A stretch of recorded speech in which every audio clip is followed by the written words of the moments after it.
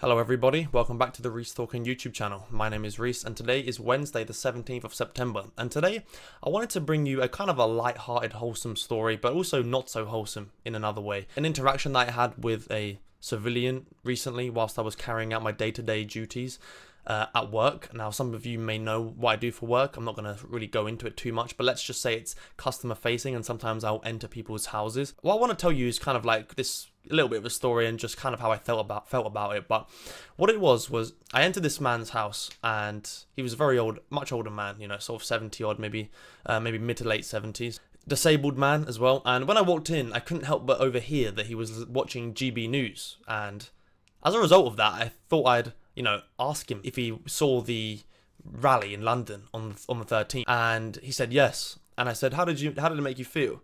And he said, it made me feel really good. It made me feel really happy seeing the amount of people in London. People are not annoyed anymore. People are getting, angry about the situation and the state of the country, and that made him, a little bit more at ease with the situation. This is someone with grandchildren, and this is someone who is very concerned about the future for their grandchildren, for his grandchildren, and the future of the country in general. We were sort of getting into politics, and obviously boomers are a bit internet devoid. They don't really understand a lot of things. They don't understand a lot of things that you and I might understand about Elon Musk and Zionism, and why GB News isn't the best place to go. But I figured I wouldn't talk to him about that, because that would be a very difficult conversation to have.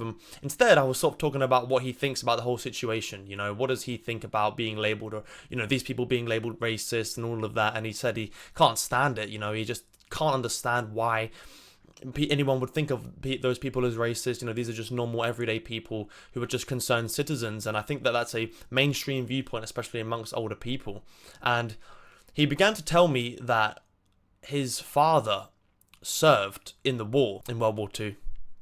And he was getting emotional, because he was saying that his father ducked and dived from bullets, and, they would whiz past his ear, and he told him all sorts of stories about it. And he said, my father would be, he would never have done it, is what he said. He said he would never have done that. He said that he was close to death every day for years. And he said that he would have never done anything like that if he knew that this was the state of the country and this is how it was going to turn out.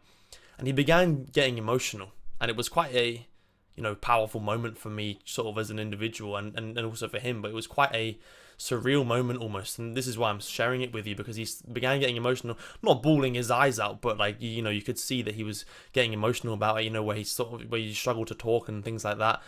And it really just radicalized me. It really got me thinking, wow, this is actually the real state of the country. This is seriously how it is and how it's affecting people. And there are still people alive to this day who are looking at their ancestors and even their direct parents. He's talking about his dad. He's got in his house, he had pictures of his dad and accolades and other things like that.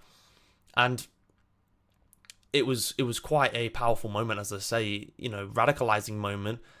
And he was saying, I'm losing hope. These people, they just don't understand, and he said it's one thing that there is an invasion, he didn't say invasion, but he said there's one thing of these people, illegal immigrants, but there's so many people in this country that just go along with it, these left-wing people, and they're so brainwashed. And I'm thinking, yeah, like there is a massive amount of brainwashing. He just kept reiterating the point of, this is something that our ancestors died for. They died for our freedom, and his dad fought for our freedom. His dad was a veteran, and yeah, he said it multiple times to me that he would never have done it. He knows he would never have done it if he knew that this was going to be the way the country is now. The way that it is today, if he knew that it would turn out like this, he wouldn't have done it. As I say, dodging death every day. And that is quite something.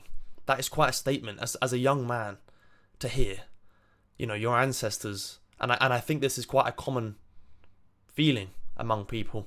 Would the people who fought for us in the war really have done it if they knew how it would have looked? And I think the case for a lot of them is that they wouldn't. And people on the left, they seem to think that these are the righteous people. But in reality, these are the ones who are doing the most damage. These are the ones welcoming the invasion. These are the ones welcoming the replacement.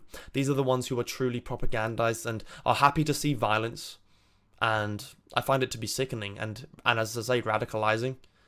And it really, as I say, made me feel a type of way. When I left that house, You know, because I actually told him, I said, you know, a lot of the youth do have a clue, like me. I said, you know, I understand, I agree with you, but yeah, you know, it was just something that really stuck with me, and it's just pushing me. It's making me more determined than ever to not give up and never resist and never surrender.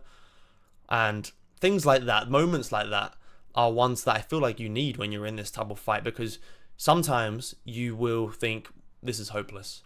What are we really doing here? We can't make a change. We can't really do anything, I don't believe. Sometimes you have those thoughts. But then other times, even if you do have those thoughts, you know that you're doing it for the people that fought for you. Some people had death potentially every day. As I say, bullets whizzing past them every day. What am I doing? Well, I'm putting my reputation on the line. You know, I'm not risking my life every single day. I believe that the danger that we face is nothing like our ancestors. So if we lie down now, then what are we? We're nothing but cowards. So we must fight. And that's what my message was basically with this video. Not literally fight, but project your voice, make movements, influence the culture, influence the media, and fight back against the tyranny that is oppressed on us. Because our ancestors would have done it, and they did. And and they did it for a free society that they thought they were going to get, but they didn't. But we can make the society free if we just wake up, and if we come together, and if we have enough of a powerful message, enough of a media infiltration, enough unity and togetherness. I believe that we can do it. And that's it. That's what I wanted to say in this video. I wanted to just share that story because I thought it was quite a powerful moment for me. It was quite a radicalising moment, as I say. So, and I want you to think about that. Just think about what our ancestors did for us. And if you're too scared to make any kind of comment at work, or you're scared to have any kind of conversation at the pub with somebody, you're scared of offending people, well, think about the fact that our ancestors were facing bullets flying past their head. And we have it pretty easy, I would say, compared to them. So that's it. Take care, everybody. I'll chat to you in the next one.